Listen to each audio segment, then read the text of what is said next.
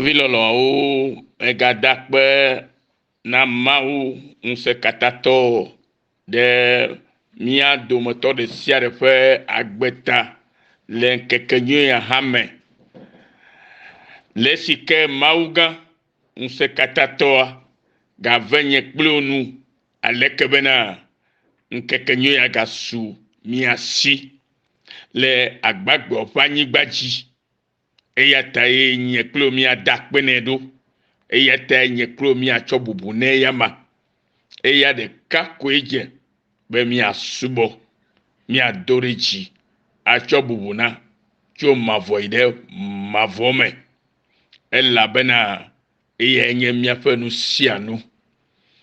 mi ma jujo kebo mi asubo da ela be minya nusiwo wonami nusio wonami ye mawanto hadiba mi anya mi ajesi alebena mi anya ba eya de kako enye nuse katato nusike maudi jo mi agboko enye be mi ajesi ya be eye de kako enye nuse katato Maudibe wo amegbeto ke ye wode ye tofe nonomenu. Maudibe mi amegbeto ke okata ye wode ye tofe nonomenu. Lesi ke cho ye tofe agbegbogbo de mi amala. Nusi kele vevie be mi anya cho ye ntiko nye bena. Mi anye be eya de kako nye unse katato. Ne mi ajujo. Miadoko oji popo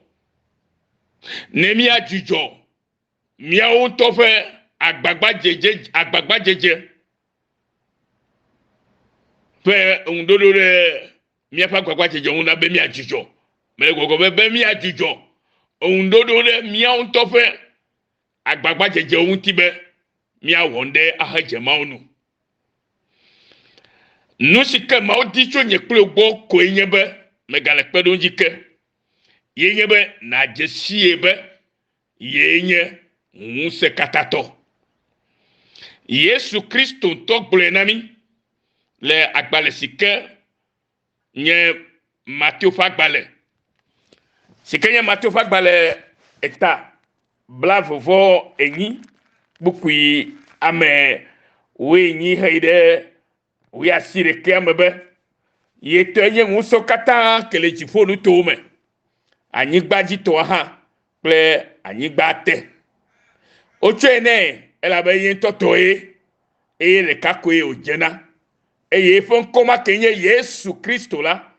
nkoma ke fon kokata le jifo anyigba ple anyigba te ye gomenye bena muse katato re kama galidea manu muse katato fe nyenye sikele miafe mawasila ye ko dibe na nya ye ko dibe mi anya ne mi nyela mi atangle mi afa amanyenye kata de eji le sike mi anto mi ganye be ye va ko mi afa nouveau gbo kata hey eye owomi be mi anye amesi okotututu odibe mi anye nai eye mi ajesi anye ye fa nse kata to nyenye nusike ma odibe na nya no vinyo ye kwenye bena na nye be eya de ka kwenye nse katato eye nse to bubu de kem gala fireke de eya manu o eyata ne mi ekplomire nous le pusal mo fagbale eta blane pusal fagbale blane vo ene mi a recho kuku igba kuku ifegu ava ide kuku amene ame afima mi le bena mau miese ple miaƒe to mia fofo da honami le nusiwo ne wole wo ngoli la le wo ngoli le blemame la unti echo wo asinya duko ke wawola ofo woƒe agunu ɖe eto egble anyigbadzitɔwo ke enawoawo ya keke ta elabena menye woawo ŋutɔ ƒe eyi wotsɔ xɔ anyigba la o eye menye woawo ŋutɔ ƒe alɔe xɔ na wo o ke boŋ wo nuɖusi sese kple wo alɔ kpakple wo ŋku me ƒe kekeli ye elabena woƒe nu nyo ŋuwo. Nɔvinyewo míaƒe nu nyo Mawu ŋu eya ta wòtrɔ dɔme ɖe mía ŋu eya ta wòlɔ mí eya ta wòkpɔ nublanui na mí eye wòtsɔ yeƒe amenuveve nunana ke nye agbe mavɔ la tsɔ de mía me eye hafi wòtsɔ agbe ya de mía me la le esi ke mí da vo mí wɔ nu vɔ le to maɖomaɖo ta la egalɔ mí faa ye wòtsɔ nunana si nye agbe mavɔ agbe kple eƒe domenyinuwo katã tsɔ na mí faa be ame sia ame si ke axɔe la akpɔ yeƒe dɔwɔnawo katã le yeƒe agbe me le agbenyigba ya dzi eye le egodo hã enye nu mavɔ ye. Nɔvi lɔlɔtɔwo mele gbɔgblɔm be eye nya le si ke tutu Mawu ɖoe nam ɖo be nu si ke yedi be yeƒe dukɔ na nya alo yeƒe amewɔwɔ na nya koe nye bena one nye be ye nye ŋusẽ katã tɔ si ke gɔme nye be ne nye be Mawue ɖeka koe nye ŋusẽ katã tɔ la nɔvinye abale ke mi xlẽ le Psalmo ƒe agbalẽ tabla nevɔ Psalmo ƒe agbalẽ blanevɔ ne kpukpui ame eve va yi ɖe eme nelia me ne nu kae wo be Mawu tsɔ eƒe alɔ elabena menye woawo ŋutɔ ƒe eyi wotsɔ xɔ anyigba la ye o eye menye woawo ŋutɔ ƒe alɔ exɔ na wo o ke boŋ Mawu ƒe nuɖusi kple yeƒe alɔ sesẽ la gbakple eƒe ŋkume ƒe kekelie elabena woƒe nu nyo Mawu ŋu. Mawu ke wɔ mí la míaƒe nu nyo ŋu eya ta megbe mí ɖe nu vɔ me o eya ta wòdi be nye kpɔ míadze si eƒe ŋusẽ katã tɔ nyenye bena wò ke le agblɔ gbe be yetrɔ zi Kristo to la megayi marabu gbɔ ke o bena wò ke trɔ zi Kristo tɔ la megayi fakala gbɔ ke o bena wò ke trɔ zi Kristo tɔ la megava bia nu ɖeke ta se le afi ɖeke ke o bena wò ke trɔ zi Kristo tɔ la megayi ɖe gbɔgbɔ vɔ ɖeke ƒe eƒuwɔƒo me ke o bena wò ke gbɔ be nye Kristo tɔ la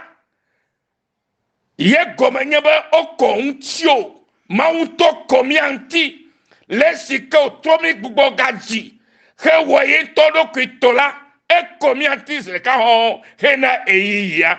le eƒe nya siawo ta eye be nya siwo mí se ta la mía ŋuti kɔ xoxo ne nye be Mawu nye ŋusẽ katã tɔa ye gblɔ be etsɔ nu vɔwo ke o la ke naxɔe se be etsɔ eƒe nu vɔwo kee egblɔ be yemagaɖo ŋku míaƒe dzidadawo o míaƒe nu vɔ siwo mí wɔ la yemagaɖo ŋkuwo dzi o elabe etsɔ yeƒe nya kple eƒe sia tɔ de míaƒe dzime azɔ bena ame sia ame nadze si ye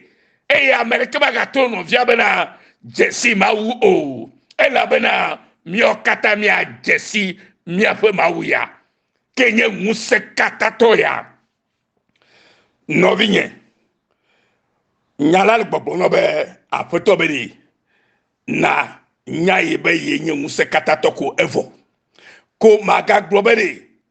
Mawu wɔ eya vɔ gakea ye hã mato mɔ ya kpɔ la